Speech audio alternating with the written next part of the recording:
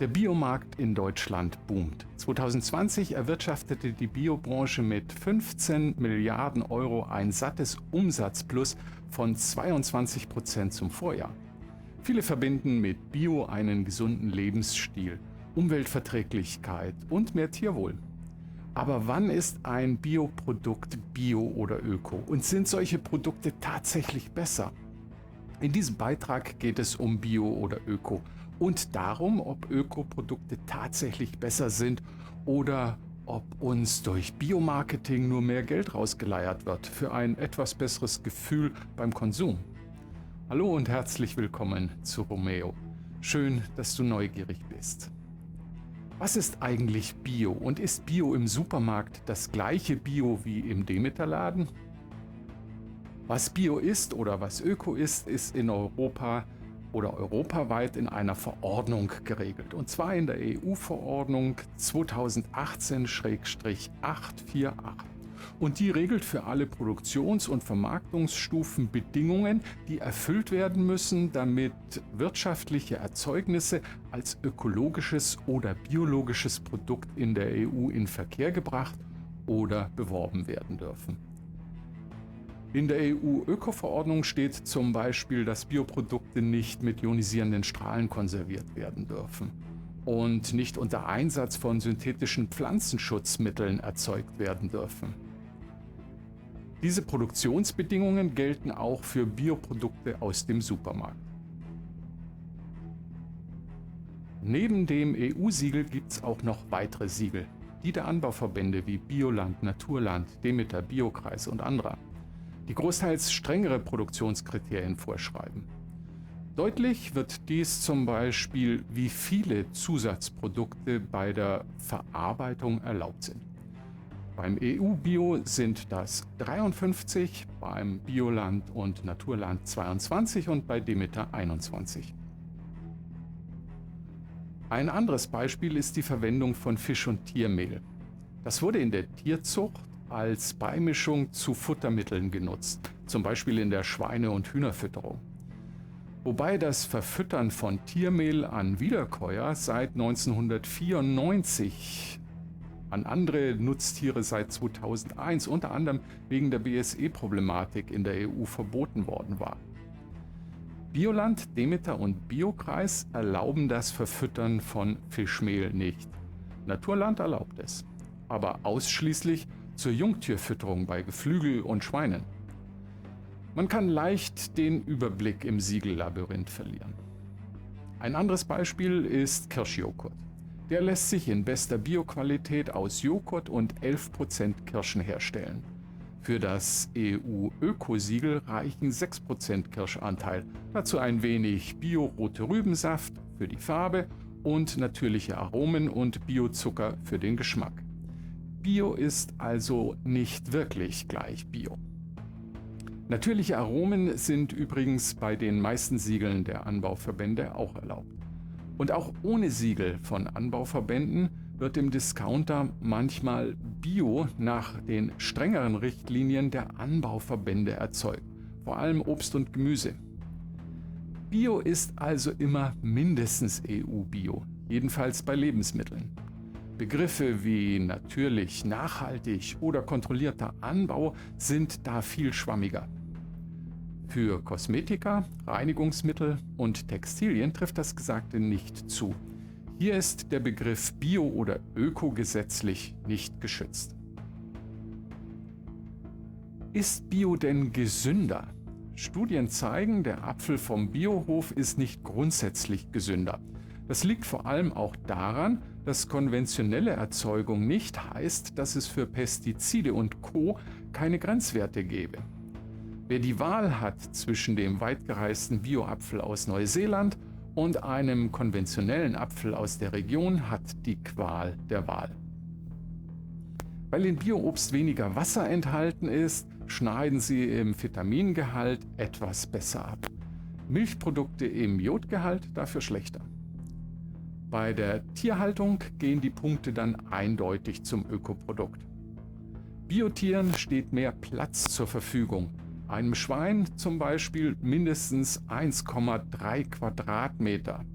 während die konventionelle Sau nur Anspruch auf circa die Hälfte hat. Vorbeugend Antibiotika darf ein Biotier auch nicht bekommen und davon profitiert der Verbraucher gleich zweifach, weil die Gefahr der Entstehung von Antibiotikaresistenzen vermindert wird. Ob es allen Biotieren grundsätzlich besser geht, kann man trotzdem bezweifeln. Schließlich gibt es Ökobetriebe, die Tausende von Legehennen halten, und es gibt auch konventionelle Betriebe, bei denen auf Auslauf der Tiere Wert gelegt wird. Ob Bioessen gesünder ist, ist eigentlich eine relativ dumme Frage. Es hängt hauptsächlich davon ab, was man isst. Bio-Schokolade in Mengen gegessen macht auch dick und ist nicht wirklich gesund. Allerdings haben pflanzliche Bioprodukte einen höheren Gehalt an den sogenannten sekundären Pflanzenstoffen. Das sind Substanzen, die Pflanzen bilden, um sich vor Krankheitserregern selbst zu schützen, da sie pestizidfrei aufwachsen. Zu den sekundären Pflanzenstoffen zählen Polyphenole, Phenolsäuren oder Flavonoide, Substanzen, die in unserem Körper als Radikalfänger dienen können. Von denen nimmt man an, dass sie helfen, viele Alterserscheinungen und auch chronische Krankheiten zu verhüten oder zumindest hinauszuschieben. Das klingt doch gesund. Ist Bio für die Umwelt besser? Die Bio-Avocado ist es sicher nicht. Für die Herstellung einer einzigen Frucht werden bis zu 300 Liter Wasser verbraucht. Allein in Mexiko werden jedes Jahr über 4000 Hektar Wald für den Avocado-Anbau gerodet. Dazu kommt noch der fiese CO2-Abdruck der Bio-Avocados für Verpackung und Transport. Ökologisch bedenklich, dieses Bioprodukt.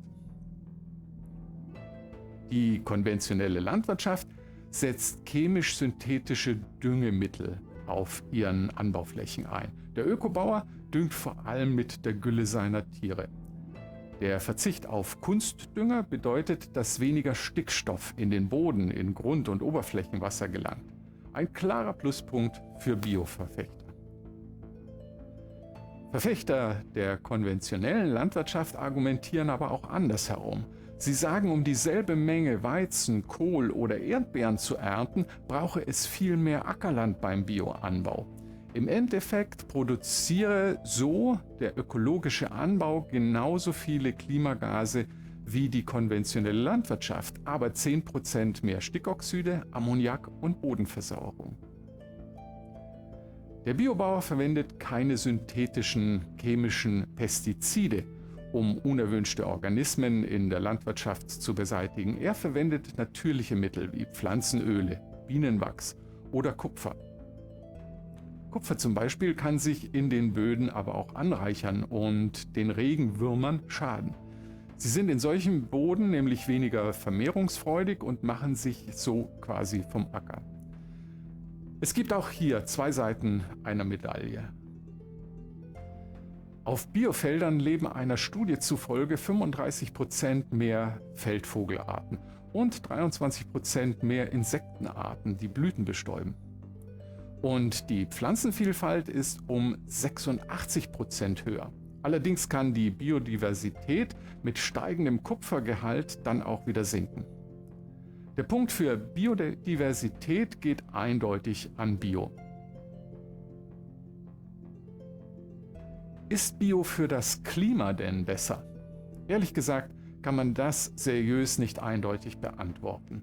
Zwar rübsen Biokühe weniger klimaschädliches Methan in die Atmosphäre und durch den Verzicht auf Kunstdünger wird auch weniger klimaschädliches Lachgas freigesetzt, aber Biokühe geben auch weniger Milch als konventionell gehaltene, sodass mehr Tiere für den gleichen Ertrag nötig sind.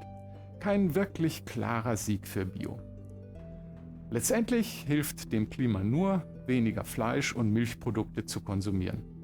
Butter und Rindfleisch belasten das Klima so stark wie kaum ein anderes Lebensmittel. Zum Fazit. Bio wird beim Verbraucher immer beliebter. Auch die konventionelle Landwirtschaft ist aber Regeln und Grenzwerten unterworfen. Ob Bio in jedem Fall besser ist, lässt sich so einfach nicht sagen. Im Einzelfall kann es ökologischer sein, lieber das Nicht-Bioprodukt aus der Region zu kaufen, als das weit gereiste Bioprodukt von einem anderen Kontinent. Das grüne EU-Biosiegel steht für klar definierte gesetzliche Auflagen in Produktion und Verarbeitung. Das gilt für den Hofladen und für den Discounter. Wer noch mehr Bio beim Bio möchte, dem bleibt es nicht erspart, sich mit den unterschiedlichen Biosiegeln auseinanderzusetzen. Wer seinen Salat, seine Trauben, Paprika, Tomaten, Kräuter etc. ohne Pestizide will, sollte sie in Bioqualität kaufen und am besten regional. Selbst wenn ein Hofladen um die Ecke sich kein Biosiegel leisten mag, bietet er oft Obst und Gemüse und Eier in bester Bioqualität an. Saisonal und regional kaufen hilft dem Klima besser als jedes Siegel. Aber nicht jeder hat einen Hofladen ums Eck und lange Einkaufsfahrten zum Biomarkt in der nächsten Großstadt sind sicher nicht ökologisch. Vielen Dank fürs Zusehen. Bleib kritisch, denn du bist, was du isst, und bleib neugierig. Mit Romeo.com.